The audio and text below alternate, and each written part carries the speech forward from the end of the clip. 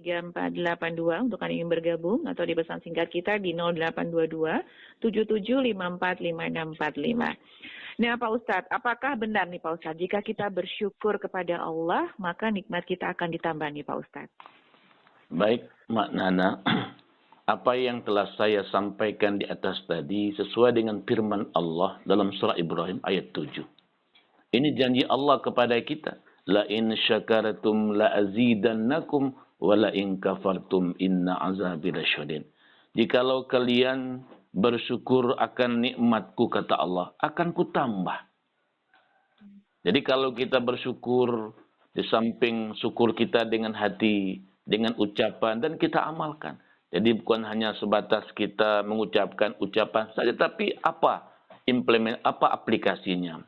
Apakah dengan cara bersyukur itu tentunya dengan cara kita taat kepada Allah, kita melaksanakan apa yang Allah perintahkan kepada Allah, insya Allah akan Allah berikan balasan dan ditambah oleh Allah. Namun perlu kita pahami bahwa kadangkala apa yang Allah berikan kepada kita itu kan bukan dalam bentuk materi saja. Kesehatan, kenyamanan, kenikmatan dan sebagainya. Itulah merupakan anugerah yang Allah berikan kepada kita. Ketika orang pandai bersyukur, orang tersebut tidak akan memandang apakah banyak dan sedikit. Apapun yang ada pada dia merupakan nikmat yang wajib kita syukuri. Kenapa? Ketika kita bersyukur kepada nikmat Allah, insya Allah akan Allah tambah nikmat yang lebih banyak lagi. Demikian Mbak Nana. Oke, terima kasih Pak Ustadz. Assalamualaikum. Waalaikumsalam warahmatullahi wabarakatuh, Nak Nana. Pak Syam, sehat? Alhamdulillah, sehat. Assalamualaikum Ustaz. Waalaikumsalam warahmatullahi wabarakatuh, Pak Syam. Saya tanyakan gini Ustaz, apakah kita bersyukur itu cukup mengucapkan Alhamdulillah saja? Sebab contoh banyak saya lihat orang-orang itu kalau sudah mendapat kenikmatan, mendapat rezeki banyak, hanya mengucapkan Alhamdulillah. Sama sekali tidak pernah berzakat, sama sekali tidak pernah berimpak dan bersedekah, Ustaz. Bahkan sholat saja, Alhamdulillah nampaknya tidak pernah. Jadi yang dimaksud dengan syukur itu, apakah hanya sudah mengucapkan Alhamdulillah saja, Ustaz? Bagaimana yang sebenarnya? Terima kasih. Assalamualaikum warahmatullahi wabarakatuh.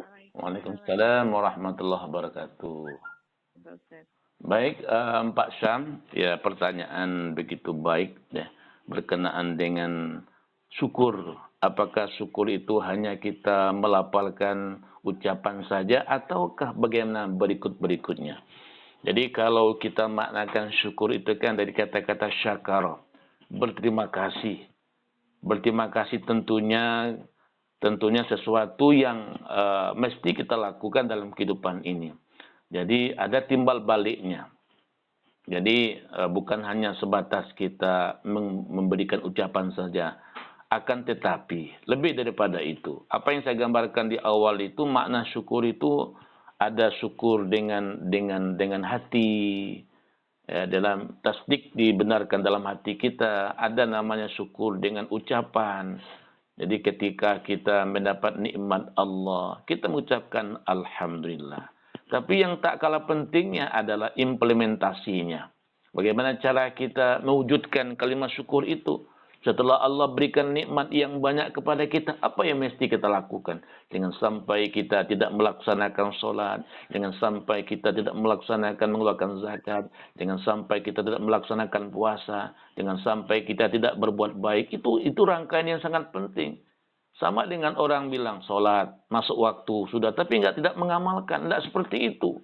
Jadi sesuatu yang kita lakukan itu tentunya ada imbasnya tentang tindakan kita. Kalau kita berbuat baik, apa yang mesti kita lakukan? Jadi kalau Allah berikan nikmat yang banyak kepada kita, tentunya nikmat itu titipan Allah. Ada di antara nikmat yang ada pada kita itu bagian orang-orang yang tertentu.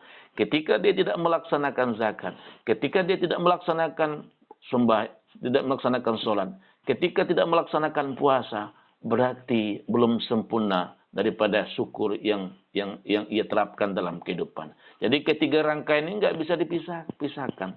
Itulah tanda daripada orang yang bersyukur. Dia mengamalkan apa yang telah Allah perintahkan kepada dia. Demikian Pak Syam. Terima kasih. kasih Pak Ustadz. Masih kami nantikan untuk Anda yang lainnya yang ingin bergabung kembali untuk bertanya langsung bersama narasumber kita untuk pagi hari ini. Ada Pak Ustadz Muhammad Amin, SAG, MPDI. Assalamualaikum. Waalaikumsalam Mbak Nana. Dan Alhamdulillah.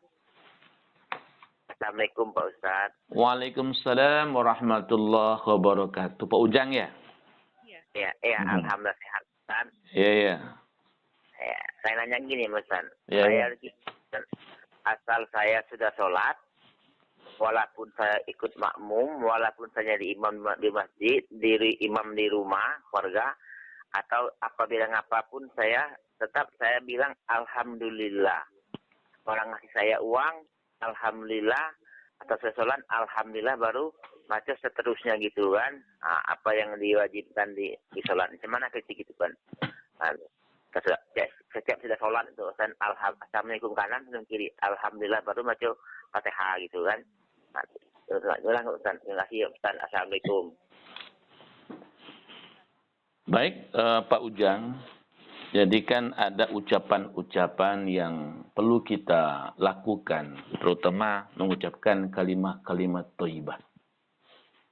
Kenapa demikian? Ada di antara beberapa hal yang membuat orang bahagia.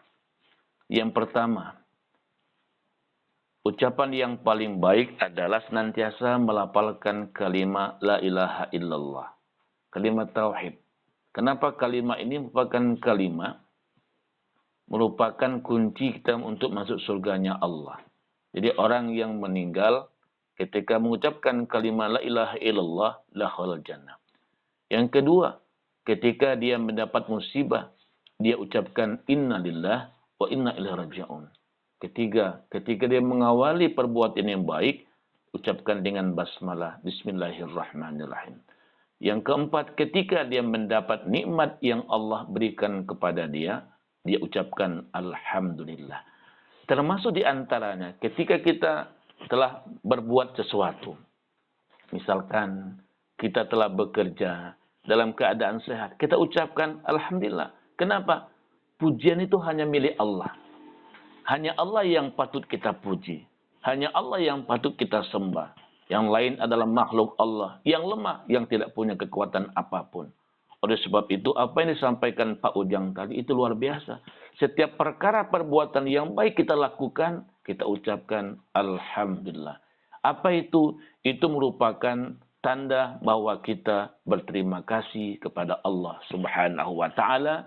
Kita bersyukur kepada Allah atas apa yang telah Allah berikan kepada kita.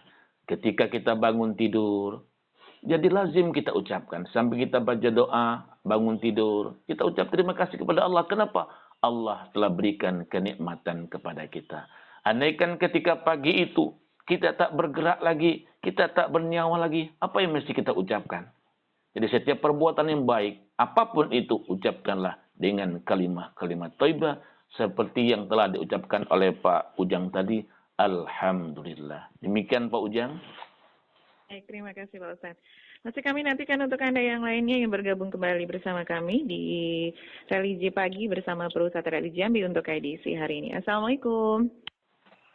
Assalamualaikum. Waalaikumsalam warahmatullahi wabarakatuh. Iya, silakan Pak Pur.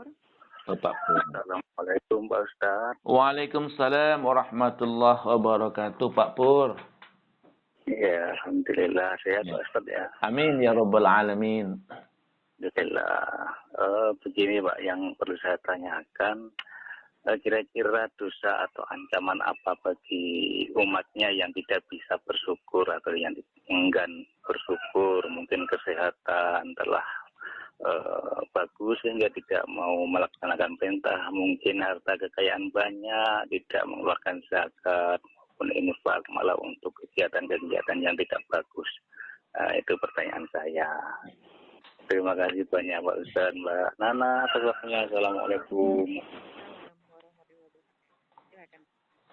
Baik, terima kasih Pak Pur.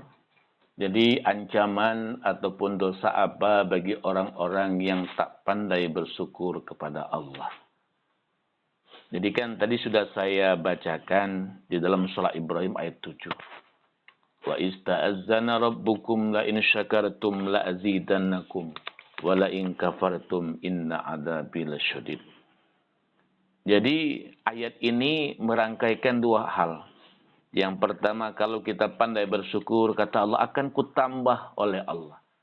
Namun Allah mewanti-wanti kepada kita. Kalau kalian kufur akan nikmatku, ngingkar akan nikmatku, lupa akan nikmatku, tidak taat kepadaku, kata Allah, sesungguhnya, kata Allah, azabku amat pedih. Kenapa demikian?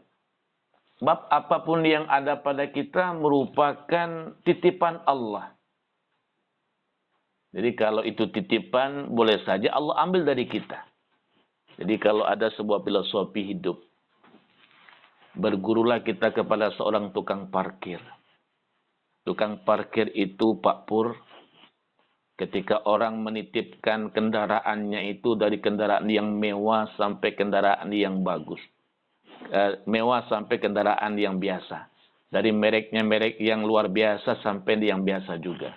Namun ketika pas waktunya, orang yang pemilik mobil tadi mengambil mobil-mobil mereka. Ketika itu, marahkah kita kepada dia? Tidak. Tentunya apa? Itu bukan milik kita. Itu pemilik mobil. Begitulah kalau kita ingin pandai bersyukur kepada Allah, apapun yang ada pada kita merupakan titipan daripada Allah Subhanahu wa ta'ala. Oleh sebab itu, jangan sampai kita kufur akan nikmat Allah. Jangan sampai kita melupakan akan nikmat Allah. Kenapa kata Allah? Orang-orang yang mengingkari nikmatku, kata Allah, ingatlah, sesungguhnya azabku amat pedih. Dia punya harta yang banyak, tidak dikeluarkan untuk berzakat. Maka ingat, harta itulah yang akan menjadikan sesuatu yang tidak baik baginya. Kita contoh, bagaimana Korun, begitu banyak rezeki yang Allah berikan kepada dia. Ketika dia tidak pandai bersyukur, seketika itu pun hartanya menenggelamkan dia ke dalam perut bumi. Dan masih banyak lagi contoh-contoh yang lain.